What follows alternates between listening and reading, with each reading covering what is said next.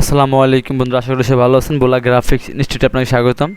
তো আজকে আমাদের ফটোশপের 5 নম্বর ক্লাস। আজকে আমরা অ্যাডোবি ফটোশপ 7 5 নম্বর ক্লাস। আজকে আমরা শিখবো, আমরা এই দুটো টুল শিখবো। আমরা এখানে দুটো টুলের ক্লোন স্টাম্প টুলটা শিখবো, ঠিক আছে। আমরা এটা শিখবো আর দেন আমরা ইরেজার টুলটা শিখবো, ঠিক আছে। আর এগুলো আমরা একটা ক্লাসে শিখবো, ঠিক আছে। এই দুইটা একটা ক্লাসে শিখবো আর বাকি সবগুলো টুলস আমরা একটা ক্লাসে শিখবো, ওকে।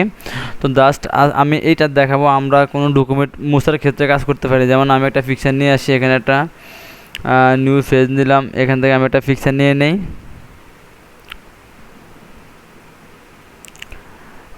কপি ইমেজ,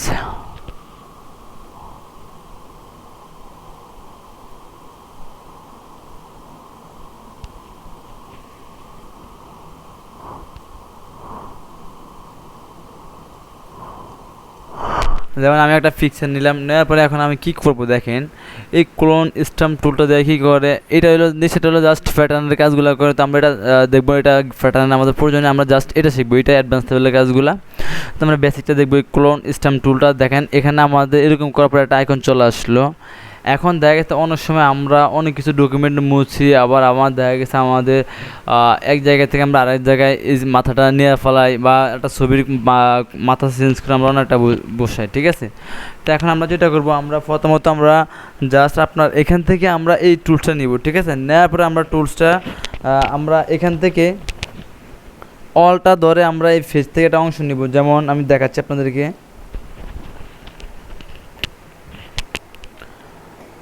তো আমরা এখান থেকে যেমন আমি এই যে এই অংশটা, যেমন এই যে অল, এটা নেওয়ার পরে আমি এখান থেকে এই অংশটা নিয়ে এখানে আমি বুঝিয়ে দেবো মাথাটা, ঠিক আছে।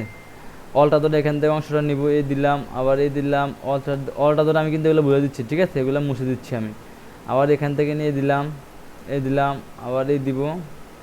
আমি কিন্তু অলটা ধরে এখান থেকে নিব, তারপরে এখানে আনবো, ঠিক আছে। অলটা ধরে এখানে নিব, তারপরে এখানে আনবো। এটা আমি যদি আরও ছোটো করি, তো সেম সিস্টেমে অলটা ধরেই নিব, এ আনবো, ঠিক আছে। এগুলো তো জাস্ট আমি আপনাদের দেখাচ্ছি, এগুলো আস্তে আস্তে করলে আরও সুন্দর হবে আপনার। দেখেন দেখেন আমার মাথাটা কিন্তু এখন আমি এখান থেকে মুছে ফেলাছি, ঠিক আছে। সেম আমি একইভাবে সব কাজ করতে পারবো, ঠিক আছে। আমি এটা এখন যদি প্রথমে চলে যাই, যেমন আমি অন্য একটা কাজ দেখাই, আরও যেমন একটা ডকুমেন্ট দেখাই কীরকম, এখান থেকে আমি একটা সার্টিফিকেট দেখাই।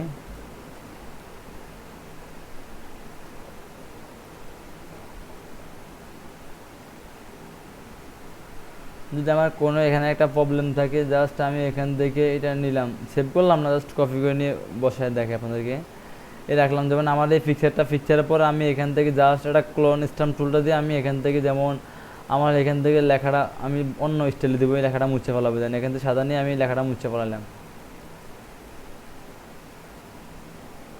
কন্ট্রোল অলটা ধরে আমরা জেড দিলে পিছনে আবার এটা ফিরে যাবো, আমরা ফিরে দিলে আমরা আবার এখানে আমরা নতুন করে আমরা মুছতে পারবো, বা যেটা করি আমরা ওটা করতে পারবো। যেমন একটু উল্টা পাল্টা হলে আমরা এগুলো ঠিক করতে পারবো, ওকে।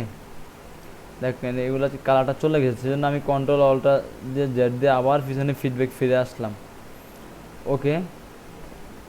দেখেন আমার এটা মুছতে ফেললাম, এখন আমি সম্পূর্ণটা, এখন আমি চাইলে বাকিটুকু আমার যে পরিমাণ আমি সব কাজ করতে পারবো। যেমন আমি এটা নিলাম, এখান থেকে এটা মুছে দিলাম, এই যে এটা নিব, এখান থেকে এবার মুছে দেবো, ঠিক আছে, ওকে ওকে। দেখেন ওকে, এভাবে আমরা কাজ করতে পারবো, ঠিক আছে।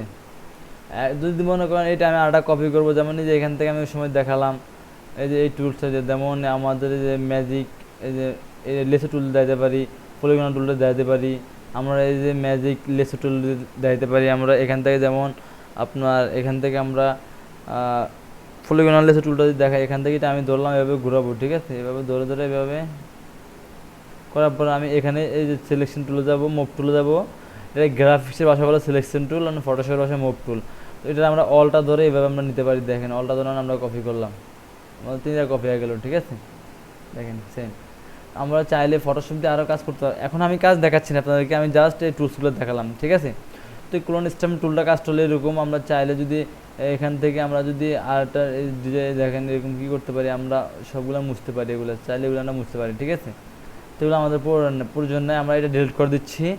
এখন আমরা যেটা করব, যেমন ইরেজার টুলটা কি, ইরেজার টুলটা দেখা হয়। এই ইরেজার টুলটা হলো আমাদের তিনটা আছে এখানে, তো আমরা এখানে ইরেজার টুলটা নিব।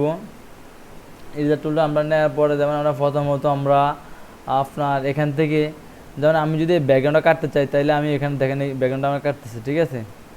আমার কিন্তু এই যে একটা লেয়ার থাকতে হবে, নিচে একটা লেয়ার আছে আমার, এই দেখেন এটা কিন্তু ফিন জায়গার হবে, আমার এই লেয়ারটা সিলেক্ট করতে হবে, এটা হলো ছবির লেয়ারটা।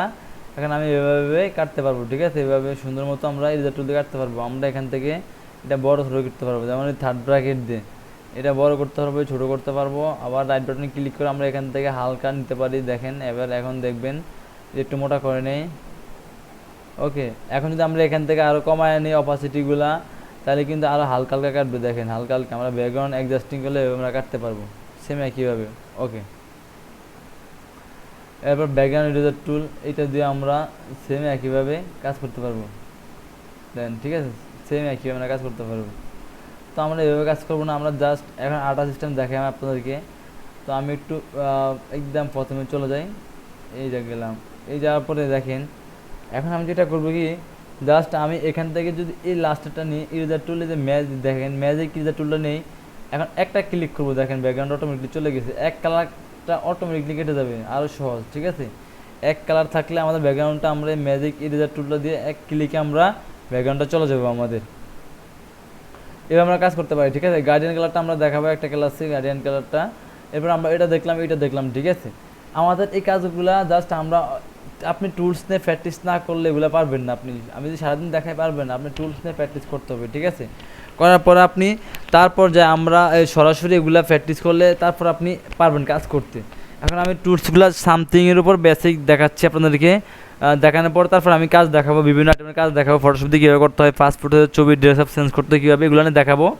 দেখানোর পর তারপর আবার আমার অন্য ভিডিওতে আমি চলে যাব, ঠিক আছে। তো সবাই ভালো থাকবেন, দেখা যাবো নেক্সট ক্লাসে।